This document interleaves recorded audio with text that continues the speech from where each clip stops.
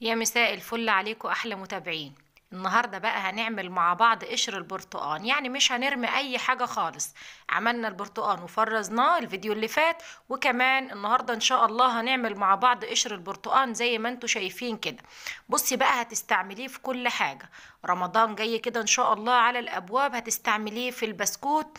طبعا طعم البرتقال في البسكوت بيبقى جميل جدا جدا. حابه تعمليه في الكيك، تمام. بصي يعني ليه كذا حاجه كده هتحتاجيه ان شاء الله. هنفرزه النهارده كده، وهيتحط في برطمان كده معاكي في التوابل. هيقعد معاكي بالسنه، تمام. يعني بقى لا هنطحنه وهو طري كده، ولا هنشيله في الفريزر في اكياس، ولا اي حاجه من دي. هيبقى بودر كده معاكي بخطوات سهلة وبسيطة جدا جدا. خليكم معايا وتابعوا الفيديو للآخر. فيديو بسيط وسهل وخطواته سهلة ان شاء الله. بس حطوا لي بقى لايك للفيديو كتير، وكمان مشاركة للفيديو، واللي لسه ما اشتركش في القناة ينزل يشترك ويفعل زر الجرس علشان يوصلكوا كل جديد ان شاء الله.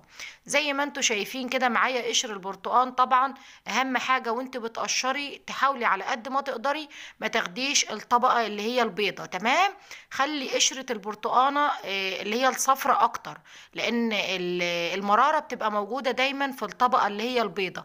فخليكي القشرة تبقى خفيفة جدا، الطبقة الصفرة دي، وما تاخديش ابيض كتير زي ما انا عاملاه كده. يعني بصراحة الكاميرا ظلماه كمان. انا معتبر مش واخدة ابيض كتير. فزي ما انتوا شايفين كده يا حبايبي، انا بقطعه كده على الصينية، وهسيبه ينشف معايا. هو بصراحة في السقعة وفي الرطوبة اللي احنا فيها دي طبعا خد معايا كذا يوم. بصراحة مش هكدب عليكم واقول لك خد يوم او كده، لا. يعني خد حوالي 3 4 ايام لغاية ما يوصل معايا للنشوفية اللي انتوا هتشوفوها دلوقتي. هتسيبيه على الصينية، لو مستعجلة عليه شغلي عليه المروحة، تمام. فزي ما انتوا شايفين كده، اسمعوا بقى معايا الصوت ده.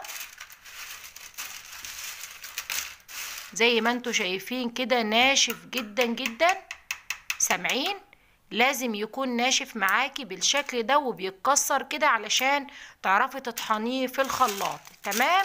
هنطحنه في كبة الخلاط. فزي ما انتوا سامعين كده الصوت جميل جدا جدا جدا، لازم يوصل معاكي للدرجة دي. زي ما انتوا سامعين كده صوت القرمشة بتاعته ما شاء الله جميل جدا جدا.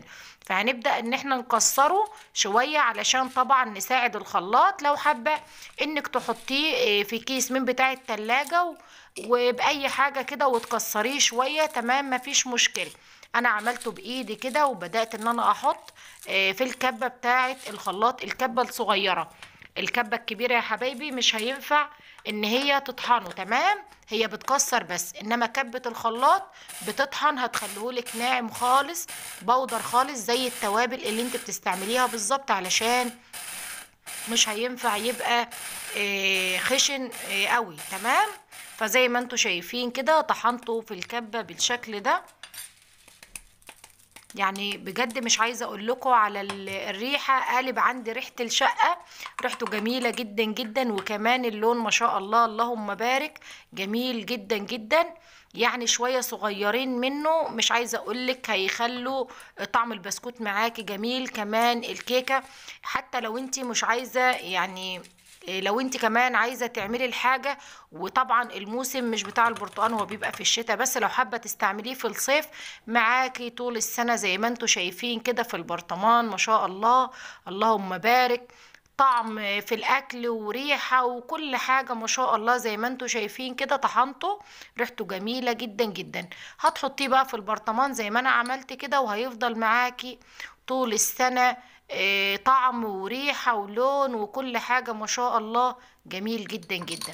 يلا بقى حط لي لايك للفيديو، ما تبخلوش عليا باللايك. انا طبعا خلصت الكمية بتاعتي يعني علشان ما اطولش عليكم الفيديو اكتر من كده. زي ما انتوا شايفين ما شاء الله جميل جدا جدا.